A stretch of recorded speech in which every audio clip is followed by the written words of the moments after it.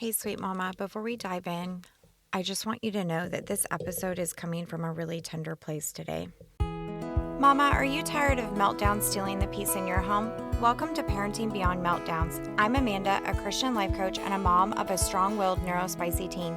If you've tried everything from consequences, parenting books, crying out to the Father, and still feel like you're failing, you're not alone. Inside this podcast, we'll explore how faith, emotional regulation, and connection work together so that you can parent from a place of peace, even in the hardest moments. You don't have to hold it all together here. This is a safe space to lay it all down. Welcome. Some days life just lifes, and it feels like it rains and it pours, and things don't go how we plan. And people come into our lives saying things that we just don't want to deal with. Or just, let's be honest, people being people and being unkind and rude. And if I'm being totally honest, it has been a day. My son, who is super anxious around dental procedures, had an oral surgery appointment today, and between anxiety and then just the procedure itself did not go how it was supposed to, so they were not able to get everything done. And so now it means another procedure in a surgical facility with a breathing tube, and it's just a whole thing because, we already had to convince him into this time, and then it wasn't one and done like we planned. And then we had extended family that, I'm not in contact with my biological father. I have reasons for that. I grew up in abuse, and honestly, the Father has not told me that this is something that I have to do in this current season of my life. So we've been no contact. And my son now has social media, and he's been reaching out to different family, and he found an aunt that's from my dad's side and evidently reached out and was asking, for contact info for my bio dad. And she did the right thing and reached out to me, but she was just really judgmental in how she did it. Like, she thought that, I think she was making assumptions that he's 18, he should have the right to know your dad, because she was the person in my life that told me that I had to forgive my dad, and that meant letting him back into my life. And while I 100% believe that forgiveness is part of our journey and that that's what the word says, I don't believe that it means that we have to reconcile with everyone, especially someone who's never been willing to take responsibility for anything they ever did. And in being a good mom, I kept my children away from the toxic behavior that I grew up with. And not everybody agreed with that. So I come to you today with probably, I laugh, but sadness in my heart. And there's been so much crying today. And I had a whole plan for what I was going to talk about today. And that plan, I just don't feel it, if I'm being honest. Like, I feel tired and I feel drained. Like, I really just want to crawl in bed. And every time I sat down to work on my podcast today, I just had another phone call or another situation. And so here I am, hiding in my closet and recording this podcast. And I just wanted to come to you and say, as a simple reminder, that you don't have to be on all of the time. You don't have to be the rock, the safe place, the steady one for every second of the day. Even anchors get to rest. Sometimes the holiest thing that we can do is to pause and to breathe and acknowledge that this day was a lot. And when we pause, we make space for the Holy Spirit to meet us right where we are, not where we should be, not where we wish we were, but right here in the middle of the mess, the exhaustion, and the overwhelm, and even our disappointment.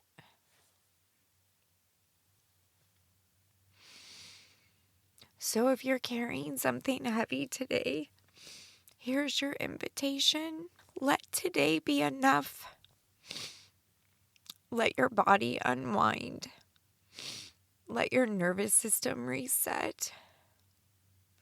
Let the Father hold you. Give him what you've been gripping so tightly. And remember that your hard day doesn't say anything about your worth as a mama, as a wife, as a daughter, as a human. It doesn't define the kind of parent you are. It doesn't mean you're failing.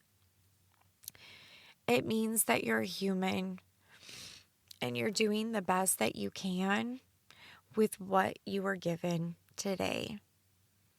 And sometimes that's more than enough.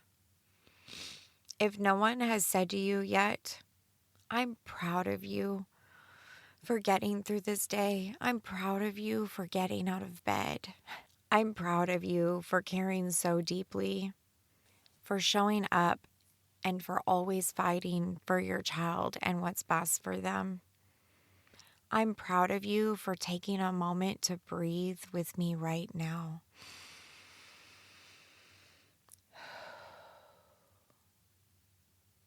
We're going to be okay. And tomorrow is a fresh start. If I had a challenge for you this week, it would be, so what I did today is I asked the Father, who do you say that I am? Because my aunt had lots of thoughts on who she thinks I am, even though she doesn't know me because we've been zero contact for a while. And she passed a lot of judgments, and I know I'm not who she says I am or who she thinks I am. Probably more thinks than says. And I'm okay with being misunderstood. And that kind of feels hard to say because, like, I'm human, so part of me wants to not be misunderstood. But what if it's okay if they just don't get it? What if it's okay if they think that you're someone that you're not? And what if you don't have to defend yourself? The saddest part of it all is that she showed her true colors, and now my son knows why we've had zero contact. And I feel bad about that for him because we've honestly tried to shelter him from a lot of the, just the family drama. And we've tried to give him a different life, both of my kids. And it's just, I think the hardest part is when you know that you're not the person that they think you are because you've allowed the Father to change you and grow you. But it doesn't really feel like they've changed or grown. And that might be casting my own sense of judgment also and shows my humanness. But today, I allowed the Father to tell me who I am in his eyes. So that's what I would challenge you to do this week, because I'm sure we all have tender moments. Maybe it hasn't been this week, but maybe you have that person in your life. And let's be honest, we just had Thanksgiving and Christmas is coming up. And while our family doesn't we don't celebrate Christmas, we have in the past. And I'm just speaking family gatherings in general, that it can be hard. And I will be going more into later this month how Christmas has been hard for us in the past, family gatherings.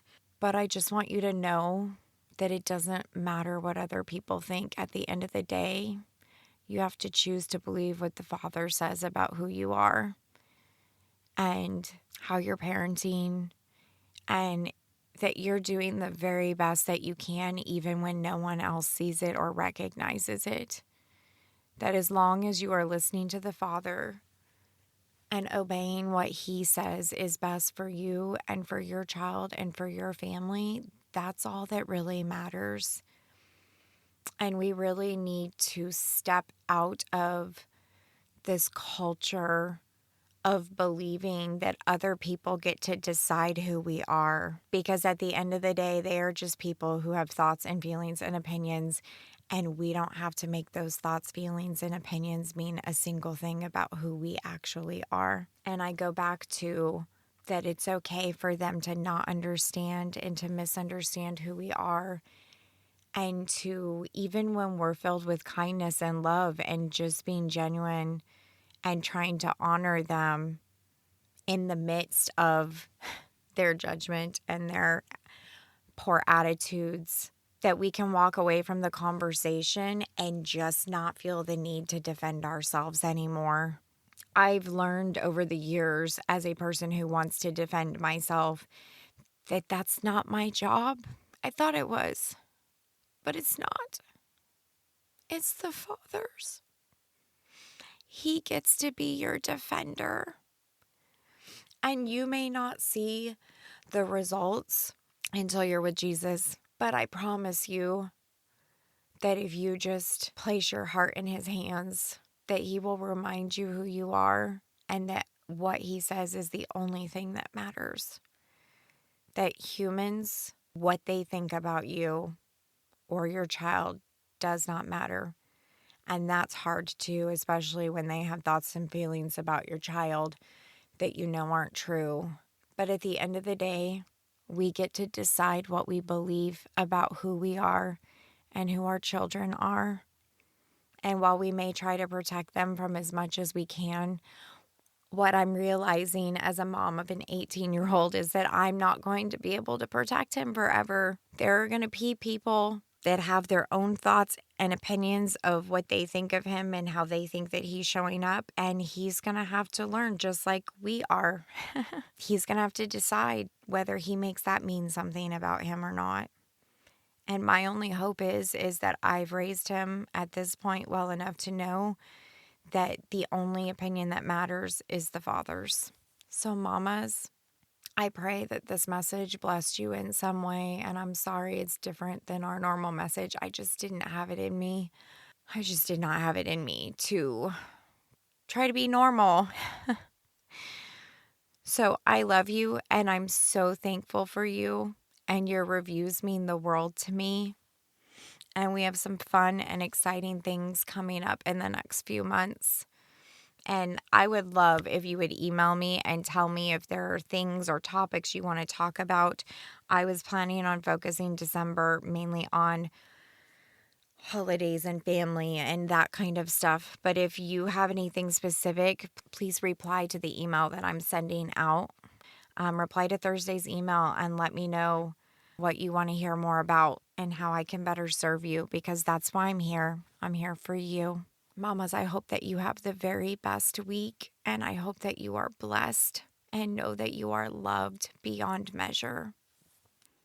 Hey, sweet mama, I hope you loved today's episode. Can you do me a favor? If this episode spoke to your heart, would you take 30 seconds and share it with a mama in your life who needs to know they are not alone? Also, would you leave a quick review on Apple Podcasts for me? It blesses my heart to know that this show is giving you hope in hard moments. All right, I'm off to grab some protein because love and grace flows easier when you're not just running on fumes and coffee. I'll meet you back here next week for another honest and hope-filled conversation. In the meantime, mama, stay rooted in faith and anchored in love.